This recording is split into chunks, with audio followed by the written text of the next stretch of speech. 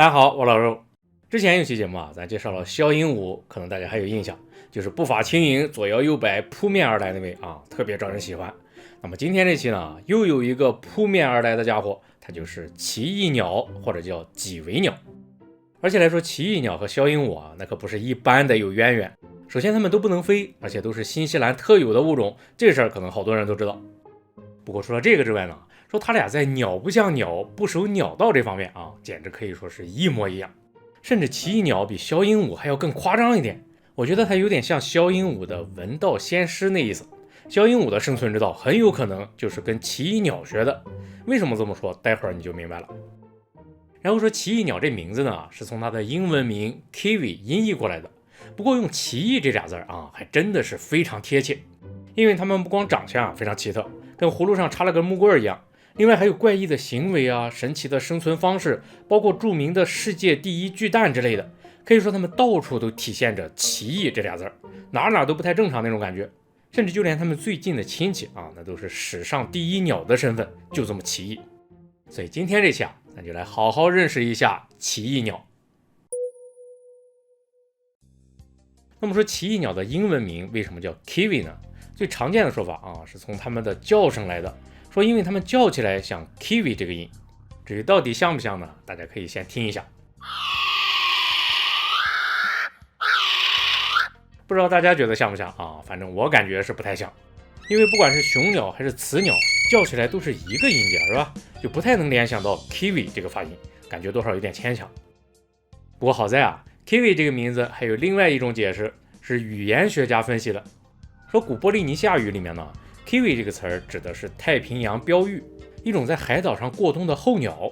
这种鸟的标志性特征也是头上跟插了个木棍一样，然后包括身体颜色之类的都跟奇异鸟有点像，所以推测是当年毛利人搞错了，刚到新西兰的时候把奇异鸟当成太平洋标鹬了，所以才管它们叫 kiwi， 也有这么个说法。然后说中文名这边呢，奇异鸟还有个名字叫玉驼。生物学分类说它们是鸟纲玉驼目玉驼科玉驼属的。世界上现存一共有5个物种，分别是大斑玉驼、小斑玉驼、南方褐玉驼、北岛褐玉驼，还有奥卡里多褐玉驼，一共这5种。而且你从这个驼字就知道它们的出身了。没错，它们跟鸵鸟鹤鸵这些著名的巨大无比的家伙们是一类的，都属于鸟纲的古颚下纲。这也是鸟纲最古老的分支，里面大部分都是不会飞的鸟，胸骨没有龙骨突那种的，所以又给它们分了一类，叫平胸类。那么说奇异鸟就是平胸类里面体型最小的鸟，大约只有1到3公斤重，一只鸡那么大。不过跟它关系最近的物种呢，竟然是象鸟，就是马达加斯加1000多年前刚灭绝那种。这象鸟多大呢？身高能超过3米，体重能超过650公斤。说它们很有可能也是地球上有史以来最大的鸟。结果验了下 DNA， 发现竟然跟奇异鸟关系最近，就很离谱。那么奇异鸟和象鸟的血缘关系呢，还说明了一个问题，因为它俩从 DNA 来看的话，大约是6000万年前分化的。那时候冈瓦纳大陆早就解体完了，马达加斯加、澳大利亚包括新西兰，它们之间都有大片的海洋隔着的。这就说明不管是象鸟还是奇异鸟它们的祖先都是先飞到了这些岛上，发现地面上没什么天敌，很安全，然后才失去飞行能力的。这也相当于再次验证了以前的推测。可问题是它俩是同一个祖先分化来的，怎么一个变那么大，一个那么小呢？这当然跟它们着陆之后所面临的生存环境有关系。尤其是奇异鸟到新西兰的时候发现已经有人捷足先登了。谁呢？就是恐鸟。这也是一群2-3米高、几百公斤重、放弃了飞行能力的家伙，就跟去了马达加斯加的象鸟一样。不过这些大家伙在新西兰呢，竟然还有天敌，就是地球上有史以来最大的鹰——哈斯特鹰。说哈斯特鹰的爪子和喙特别强大足够能捕食恐鸟，非常非常凶悍。所以对于奇异鸟祖先来说呢，再往大了去演化，去跟恐鸟哈斯特鹰打交道，显然就没什么优势了。那么为了生存呢，奇异鸟终于开始离经叛道了。咱接着往下说。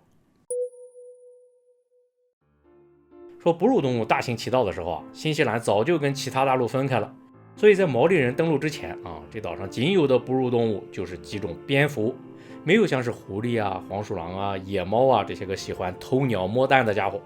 所以对于鸟类来说呢，最大的威胁就来自于空中了，包括哈斯特鹰在内的各种猛禽是它们的主要天敌。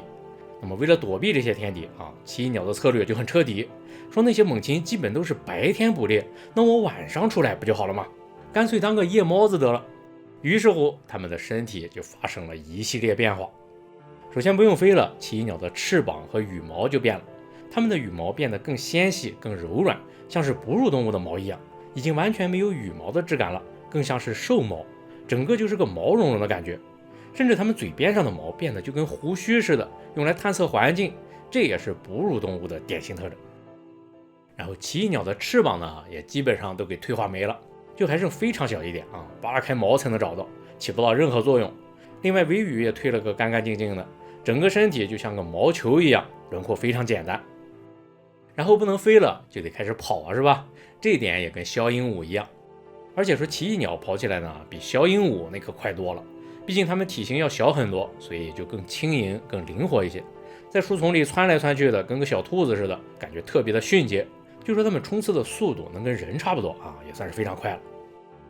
另外，为了在晚上生存呢，奇异鸟的感官也得跟着变才行。黑灯瞎火的，眼睛是指望不上了，它们主要靠嗅觉和触觉找吃的。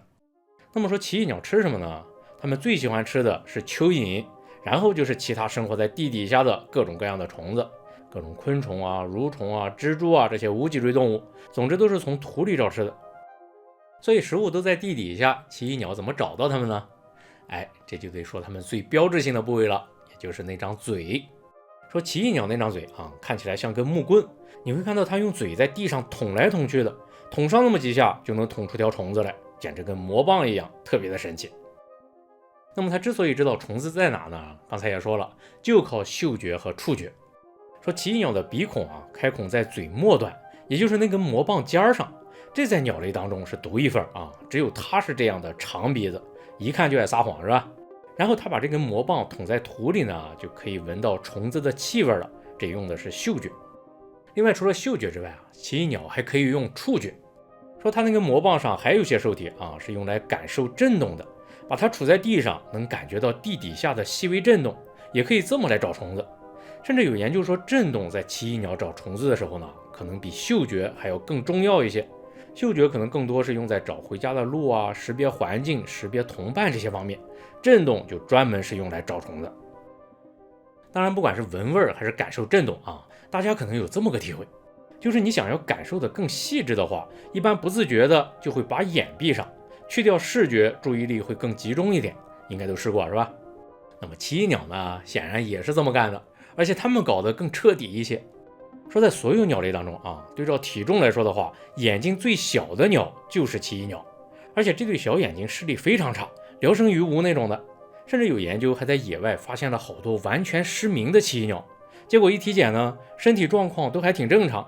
看来他们这眼还真就是可有可无了。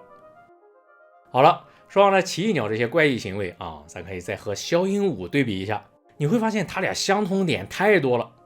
一不会飞，二昼伏夜出，三羽毛像兽毛，四嘴上有胡须，五眼瞎，六嗅觉发达，七跑得贼快。这简直就是一个老师教的是吧？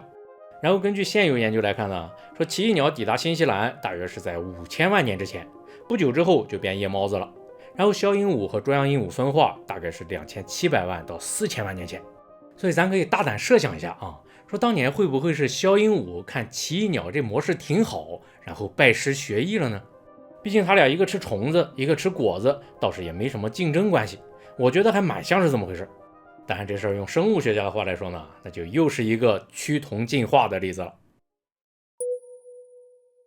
那么说奇异鸟交配繁殖在鸟类当中也非常另类。每年到了交配季节，它们就会在晚上大喊大叫，公鸟母鸟都叫，母鸟更嘶哑一点，公鸟更尖利一点。虽然谈不上好听，但胜在一个响亮。双方对上歌了，基本也就算是配对成功了。而且一旦配对成功奇异鸟几十年的寿命当中，它俩会一直维持夫妻关系，非常的专一。那么说奇异鸟筑巢一般是在树底下挖个洞，住在洞里面。然后母鸟为了下蛋呢，它就会开始疯狂的吃东西，饭量大约有正常的3倍，下蛋之前得狂吃1个月。之所以这么能吃是因为它要下一个世界第1号的巨蛋。说它这蛋有多大呢？大约能有500克重，相当于8个鸡蛋那么大。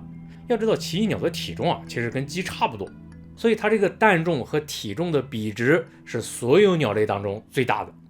尤其它临下蛋那几天肚子里的蛋能占它体重的20%左右，整个肚子都被蛋填满了，甚至都吃不进东西去了，只能饿着，就这么离谱。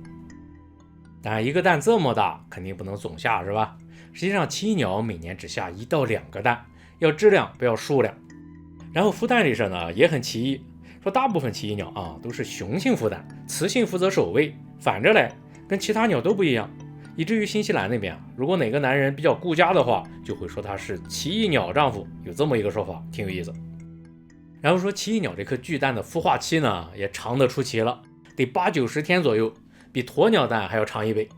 而且最后小奇异鸟破壳而出的过程也得花上几天时间，因为它们嘴的形状比较特殊，没有其他鸟类用来破壳的卵齿，所以往外钻就更费劲一些。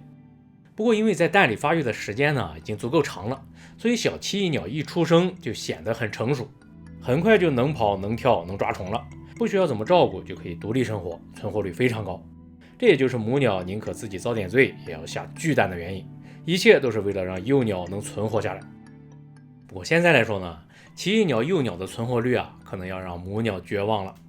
有统计说自然状态下只有大约5%的幼鸟能长大成鸟，20只里面只能活1只，就这么夸张。所以到底发生了什么呢？肯定有人已经猜到了。说奇异鸟遭遇的厄运还是那个老掉牙的故事。自从人类来到新西兰之后，什么阿猫阿狗阿雕阿幼就都被弄来了。然后跟枭鹦鹉一样是什么呢？就是奇异鸟身上也有浓烈的气味，这些家伙闻着味儿很容易就能找到它们。另外像是白鼬雪貂这些家伙还都会钻洞，奇异鸟躲在洞里也没用，所以它们对奇异鸟尤其是幼鸟就形成了一种碾压式的不适关系。最后的结果呢，就是只有5%的幼鸟能幸存下来，奇异鸟的数量也从100多年前的几百万只迅速就下降到了只有几万只，情况真的是非常危急。不过好在后来动物学家们想了个办法，看起来效果还不错，起了个名字叫潮蛋行动。简单来说呢，就是在奇异鸟下蛋之后把这些蛋拿走，带回实验室里去孵出来，然后人工喂养个把月时间，等小鸟长到1到1.2公斤之后，再把它们放归到野外去。那么一般这么大小的幼鸟呢，就有能力对抗白鼬这些捕食者了。其实大家也别小看奇异鸟它们那个爪子连踢带抓的还是很猛的，大一点的奇异鸟白鼬就不敢招惹了。所以通过这个办法呢，说幼鸟的存活率已经被提高到了65%左右，效果非常明显，就是这么个潮蛋行动。当然这个办法也不是对所有奇异鸟都有效，比如说体型最小的小斑玉驼就不太好使，因为它们成年之后也就是1公斤出头，无论如何也打不过那些家伙。所以针对小斑玉驼呢，就只能是在小岛上保护它们了，找一些小岛建立保护区，然后把岛上的入侵捕食者全都清除掉，这样它们才能存活下来。至于新西兰主岛上的小斑玉驼其实早就已经灭绝了，这些海岛也是他们唯一的机会了。那么好消息是什么呢？就是奇异鸟的数量已经出现了回升的迹象。2023年统计总共大约有7万只左右，尤其2017年北岛褐玉驼还有奥卡里多褐玉驼这2种还从濒危物种变成了易危物种，就说明保护已经有成效了，前景还是可以的。至少在保护奇异鸟的动力方面新西兰人那绝对没问题。毕竟奇异鸟对新西兰的意义实在是太特殊了。咱接着往下说。说从毛利人开始新西兰人就跟奇异鸟打交道了。当然最开始肯定离不开吃是吧？毕竟不管是奇异鸟还是小鹦鹉看起来都跟鸡差不多，毛利人抓来吃也没什么奇怪的，都是为了生存而已。然后除了吃之外呢，奇异鸟的毛还被拿来给酋长做斗篷，这个也跟小鹦鹉一样，作为酋长身份和地位的象征，对毛利人也有特殊的意义。当然现在来说的话，毛利人已经不再猎杀奇异鸟了，都开始保护它们了。那么说奇异鸟真正成为新西兰的国家象征呢，大概是第1次世界大战的时候。当时是1919年，战后了，新西兰远征军在英国等着回国，士兵们闲来无事就在驻扎地的山坡上搞了个巨幅地画，没错，画的就是一只奇异鸟。从此以后全世界范围内就都知道奇异鸟代表新西兰了，所以国际上经常直接管新西兰人就叫 Kiwi，然后 Kiwi 们呢也完全都不介意，反而还会有一种骄傲和自豪感，这也可以看出来他们有多喜欢奇异鸟，是吧？而且来说，甚至就连他们的空军都拿奇异鸟来做标志，那也是相当幽默了。那么最后我猜可能会有人好奇一个事儿，就是奇异鸟和奇异果有什么关系？